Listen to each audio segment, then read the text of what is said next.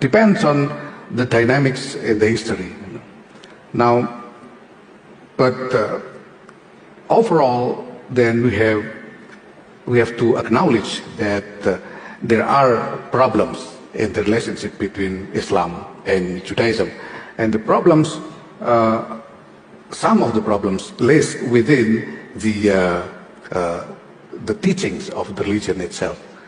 Now, in our current context of reality, people of religion, including Islam and Judaism, need to find a new way of first functioning the religion into the real life, and second, find a new moral interpretation on religion that will guide people from different religion to have more harmonious relationship with one another.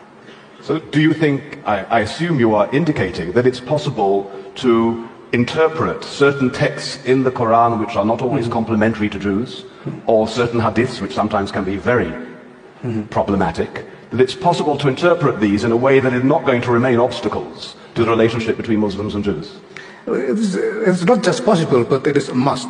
See, because every verse of Quran was revealed in connection with a certain particular context of reality at the time.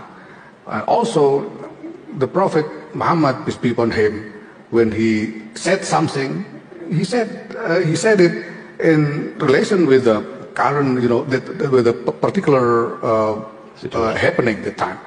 So the Quran and the Hadith are both basically a historical document that contains the guidance of morality in responding to particular situation. When the situation, the reality changes, then the manifestation of the spirit of morality should be changed also. Indra. Iya Ustaz. Bagaimana kabar? Alhamdulillah sehat Ustaz. Oh ya Indra,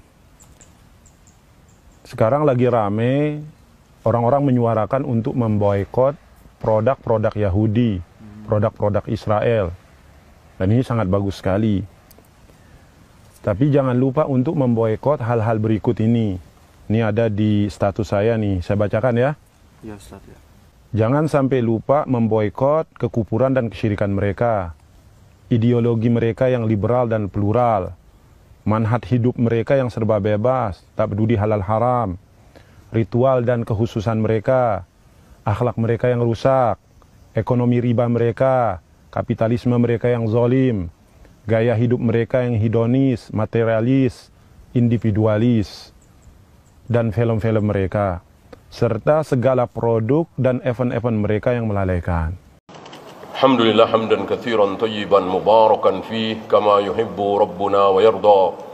Asyhadu an la ilaha illallah wahdahu la syarika lah wa asyhadu anna Muhammadan abduhu wa rasuluhu wa ba'd. Pertanyaan. Bukankah Allah kuat? Bukankah Allah maha berkuasa? Bukankah Allah bisa membalik keadaan dalam hitungan detik? Bukankah Allah melihat kaum muslimin, anak-anak, wanita sedang diporak-porandakan oleh musuh Allah Yahudi? Kenapa Allah diam saja? Kenapa Allah tidak bantu? Kenapa Allah tidak turunkan para malaikat sebagaimana perang Badar menghabisi Yahudi? Jawabnya sudah ada di ayat. In tansurullah yansurkum. Allah tidak akan menolong kalian kaum muslimin, enggak akan. Kalau kalian belum menolong agama Allah, tolonglah dulu agama Allah, baru Allah akan tolong kalian wahai kaum muslimin. Sudahkah kita menolong agama Allah? Menolong gimana? Subuh sering kesiangan, sholat jarang berjamaah di masjid, jenggot dicukuri, pakaian isbal, judi asuransi dimakan, riba, bahkan perbuatan syirik, jimat, kelnek, perbuatan bid'ah, ibadah-ibadah yang tidak ada contoh dari Nabi sallallahu alaihi wasallam. Lalu kita berharap ditolong oleh Allah. Jangan mimpi. Jangan mimpi. Dan Yahudi tahu persis ini. Yahudi tahu persis ini. Maka Yahudi itu takut, gemetar. Kalau apa? Kalau kaum muslimin taat kepada Allah. Kalau sholat subuh di masjid sama banyak dengan sholat Jumat, baru Yahudi takut, gemetar. Ketika kaum muslimin sudah asyik narkoba, berzina, minum khamar, berjudi, korupsi, main suap, Yahudi senang. Yahudi tahu persis. Dari mereka yang bertemu dengan Nabi sallallahu alaihi wasallam, mereka tahu persis, mereka itu berilmu, baca Taurat, baca Injil, tapi tidak diamalkan. Kebalikan Nasara, Nasara itu taat kepada Allah tapi tanpa ilmu. Tidak pakai ilmu, tidak pakai dalil, suka-suka mereka. Yang diikuti para pendeta, para pastor, bukan Allah, Nabi Isa. Ya. Oleh karena itu, kita akan menang insyaallah kalau kita taat kepada Allah. Kalau kita jauhi segala bentuk maksiat. Jangan berharap kita menang melawan mereka selagi kita masih berbuat maksiat.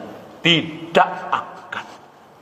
Allahumma salli ala Muhammad wa ala ali Muhammad kama sallaita ala Ibrahim wa ala ali Ibrahim innaka Hamidum Majid. Allahumma ighfir lil muslimina wal muslimat wal mu'minina wal mu'minat al ahya'i minhum wal amwat. Rabbana la tuzigh qulubana ba'da idh hadaytana wa hab lana min ladunka rahmah innaka antal wahhab. Rabbana atina fid dunya hasanah wa fil akhirati hasanah wa qina adzabannar.